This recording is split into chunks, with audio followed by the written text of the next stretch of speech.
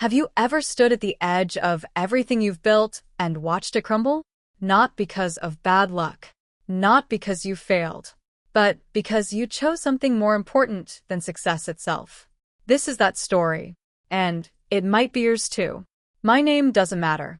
What I did for a living doesn't matter. The industry, the city, the specific details, none of that matters.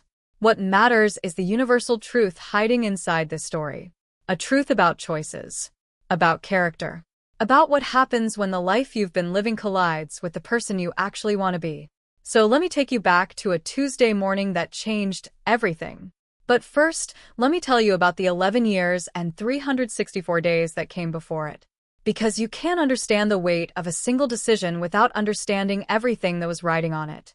I started at the company fresh out of college, 22 years old, ambitious, hungry to prove myself. I didn't have connections. I didn't have a prestigious degree.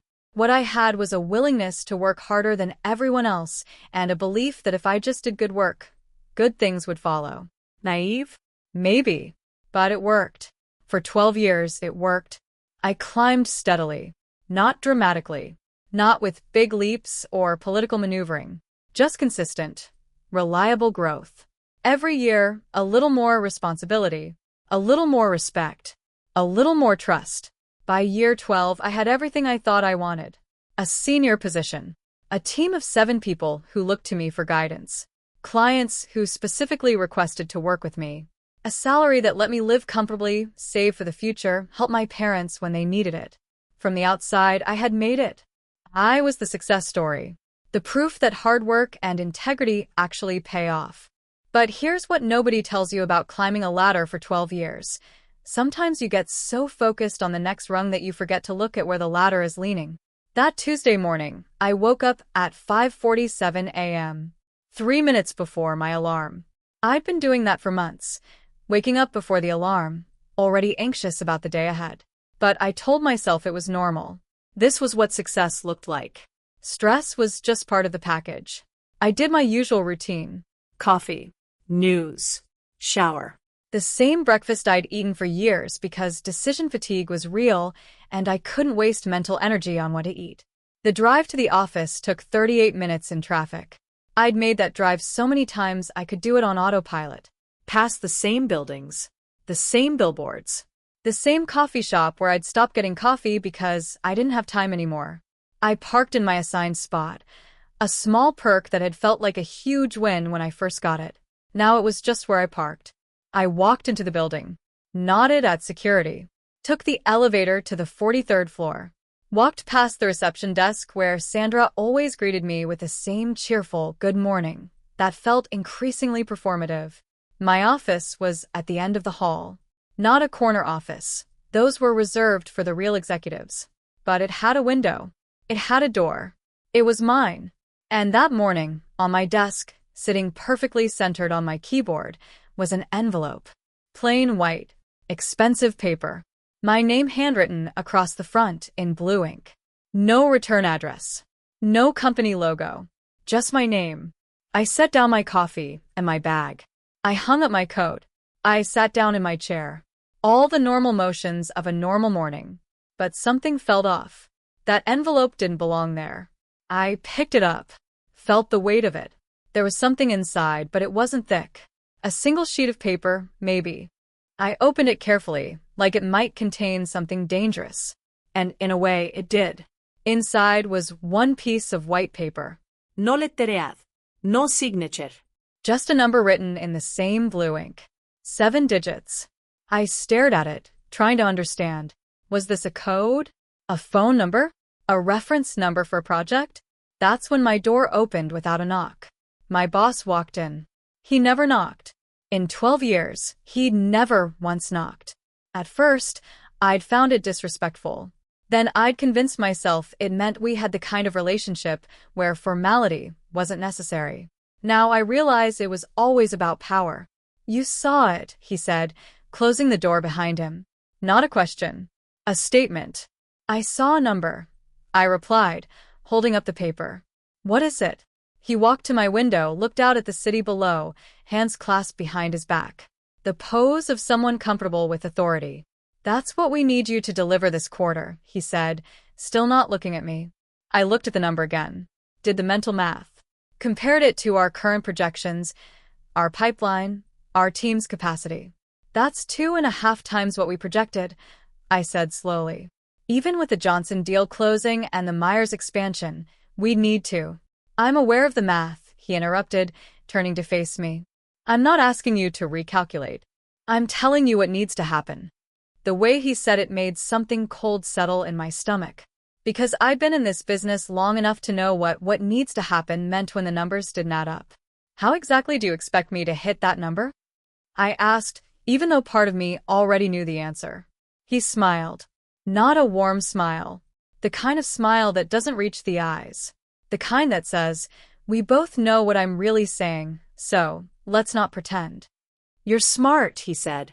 You've got strong client relationships. They trust you. They trust your judgment. They don't question your invoices or scrutinize your estimates. There it was, laid out plainly. Not quite explicitly enough to be documented or reported, but clear enough that we both understood. You're asking me to inflate the numbers, I said. Not a question. A clarification. I'm asking you to be creative with your billing, he corrected. Add some consulting hours here. Include some additional services there. Build in contingencies that may or may not materialize. It's not fraud. It's standard practice. It's how this business works.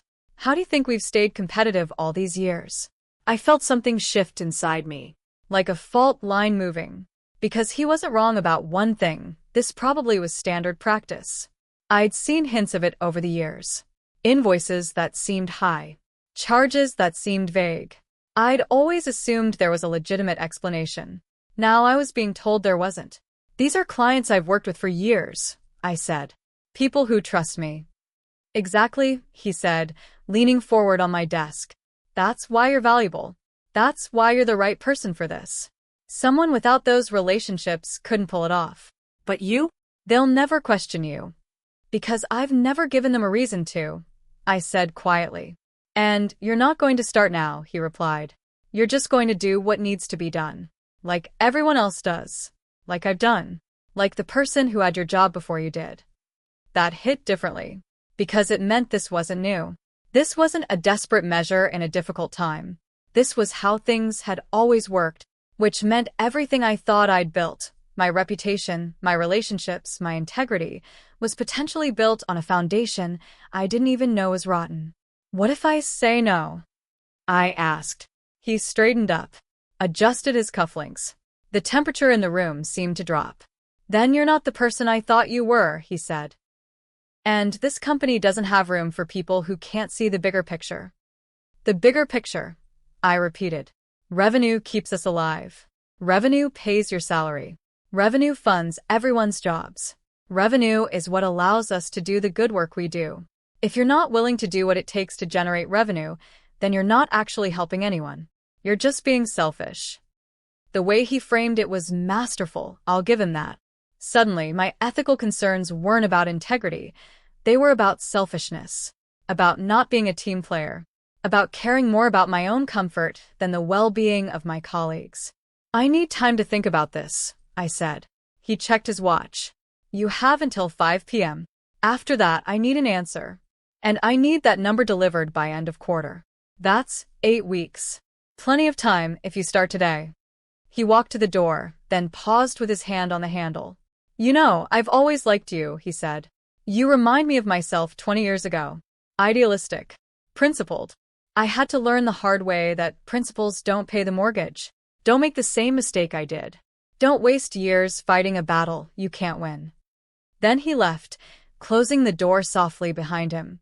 I sat there staring at that number for what felt like hours. My coffee went cold. My phone rang 4 times. I didn't answer. Someone knocked on my door. I said I was busy. Because I was busy. I was doing math. But not the kind he wanted. I was calculating what I would lose if I said no. My job, obviously. In this industry, in this city, reputations mattered. If he fired me, and he would, he'd make sure everyone knew I wasn't a team player. He'd make sure my name carried a warning label. Good luck getting hired anywhere decent after that. My apartment. I had 6 months of savings, maybe 7 if I was careful. But rent in this city wasn't cheap, and the job market wasn't exactly booming. What if it took longer than 6 months? What then? My identity. For 12 years, my job had been my answer to what do you do? At parties, at family gatherings, on dates. It was how I saw myself. Who was I without it? My confidence. I'd spent 12 years believing I was good at this. That I'd succeeded because I was talented and hardworking. What if I'd actually succeeded because I was willing to play a game I didn't even know I was playing? What if I'd just been lucky enough to not be tested until now? On the other side of the equation, I tried to calculate what I would lose if I said yes. And that's where the math got harder. Because those losses weren't quantifiable. They weren't immediate. They were abstract and future tense and easy to rationalize away. My integrity? But what even was integrity if you lost everything trying to maintain it? Wasn't that just stubbornness? My self-respect? But couldn't I rebuild that later? Couldn't I tell myself this was a temporary compromise? A necessary evil? A one-time thing? My relationships with clients? But would they even find out? And if they did, would they even care? Maybe they expected this.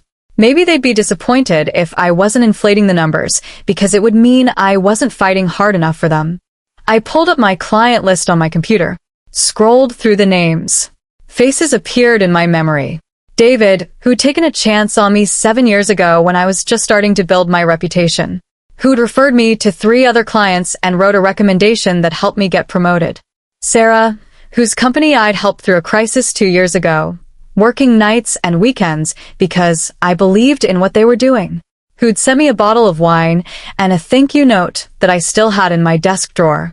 Marcus, who told me just last month that he appreciated how straightforward I was. In a business full of sharks, he'd said, "It's refreshing to work with someone who shoots straight." Could I look at them and lie? Could I send them inflated invoices knowing they'd pay without questioning because they trusted me?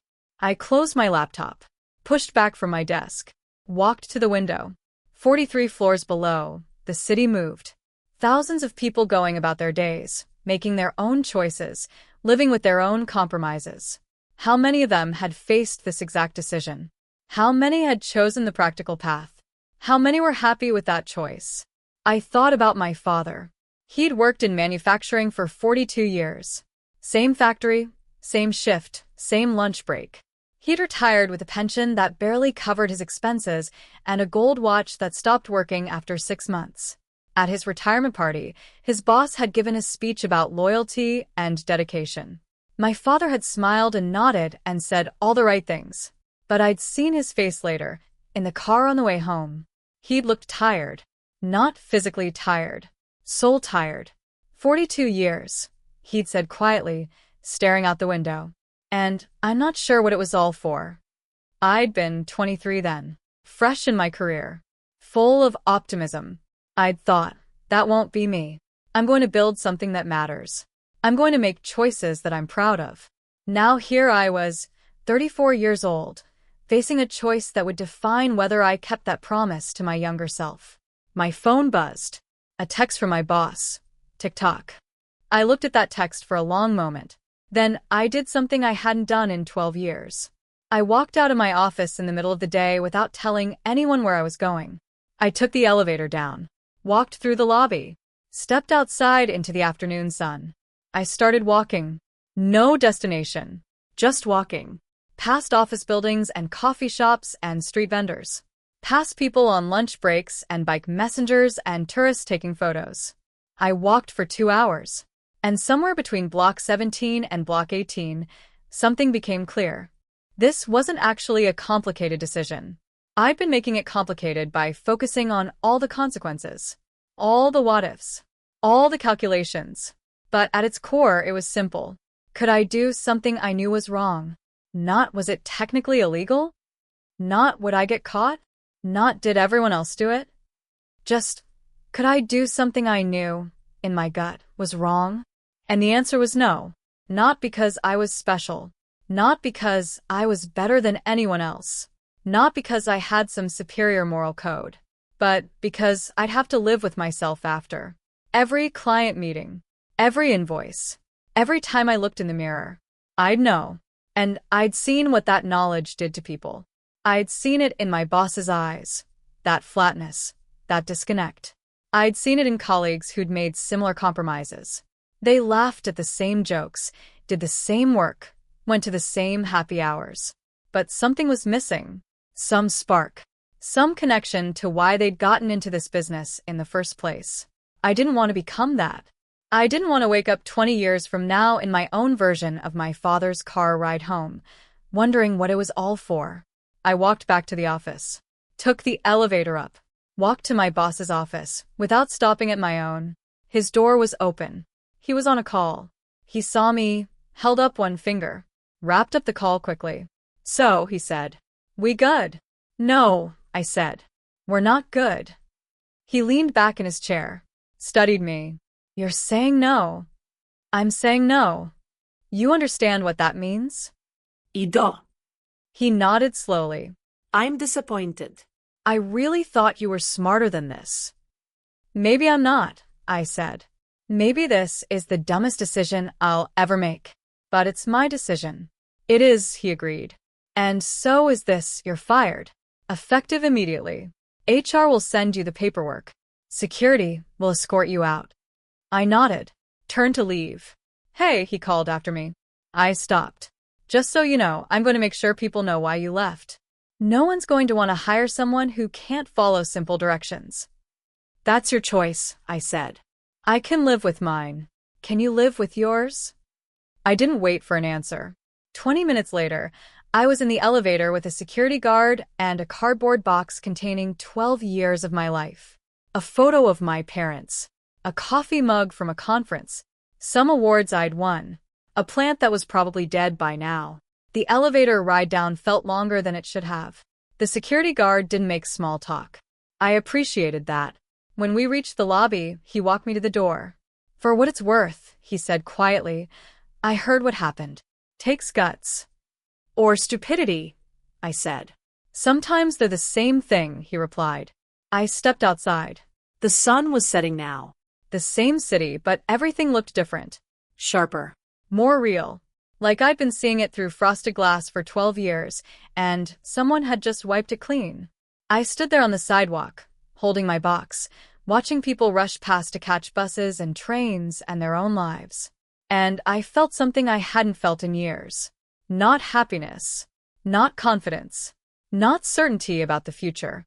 But something quieter. Something deeper. Peace.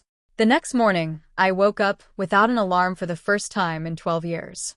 No job to get to. No meetings to prepare for. No emails to answer.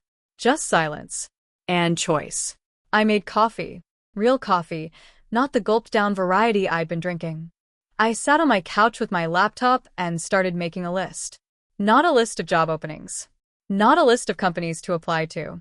A list of every person I'd worked with who I genuinely respected, who I believed in, who seemed to operate from the same principles I wanted to operate from. The list was shorter than I expected, but it was real. I started reaching out. Not with a resume. Not with a pitch. Just with honesty. "Hey, I wanted to let you know I'm no longer with a company. I left because I was asked to do something I wasn't comfortable with, and I said no. I'm figuring out what's next, but I wanted you to hear it from me." The responses varied.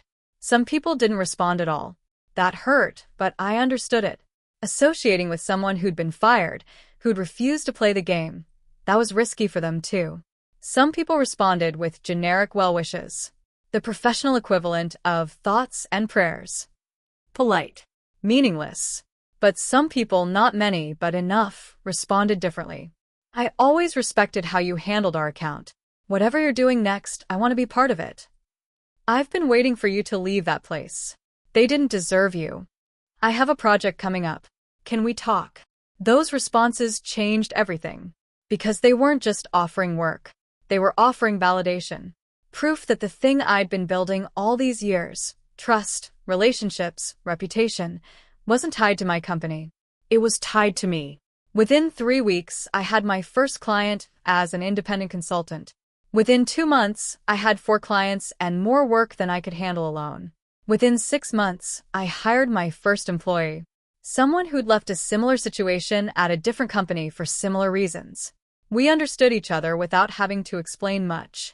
Within a year, I had a team of 6, small but growing, and more importantly, built on a foundation I actually believed in.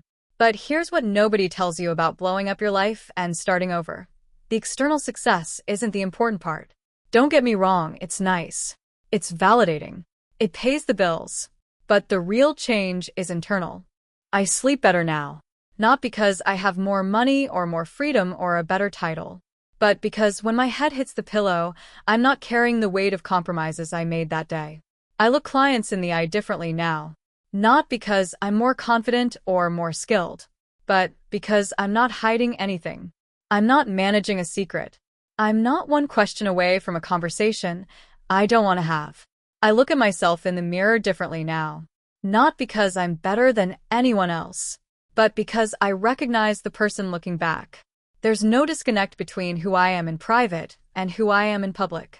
That alignment, that integration, it's worth more than any salary, any title, any corner office. About 3 years after I left, I ran into my old boss at an industry conference. I saw him across the room. He saw me. For a second, I thought he'd pretend not to notice me. But he walked over. "I heard you're doing well," he said. No hands, Jack. Just standing there, hands in his pockets. "I am," I said. "How are things with you?" "Busy," he said. "Always busy. The grind never stops, you know?" I nodded. We stood there in awkward silence for a moment. "Look," he finally said.